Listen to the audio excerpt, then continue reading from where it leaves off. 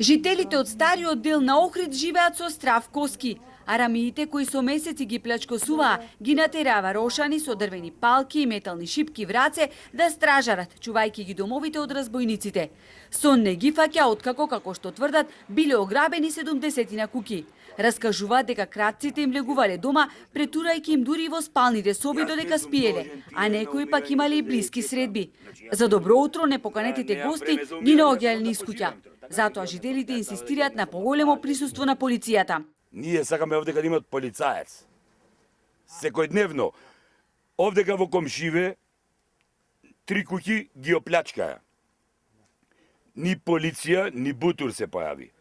Бараме камери, немојме да ги најме рамиве. Ојме во полиција, никој ништо не знајт.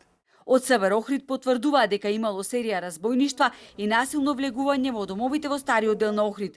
Се работи за трочлена група која практично можне добро оперираше и беше добро поставена на терен и нивното поставување резултираше со влегување во домовите и за жал средба на сопствениците на домовите со него, значи со извршителот.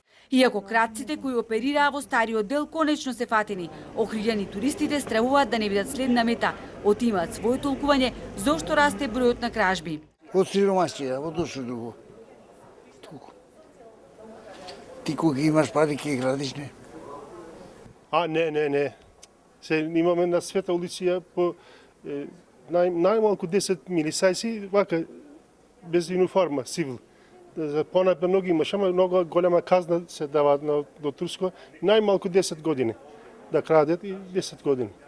Ке лежат, затоа не можат ништо да мрнат. Зашто дека се сиромашен народот, затоа. Што може да биде друго? Деновиве инцидент имаше и во Охридската чаршија, кога 23 годишен скопјанец се обиде да ограби 3 златари, заплашувајќи ги вработените со пиштолна дијаболи.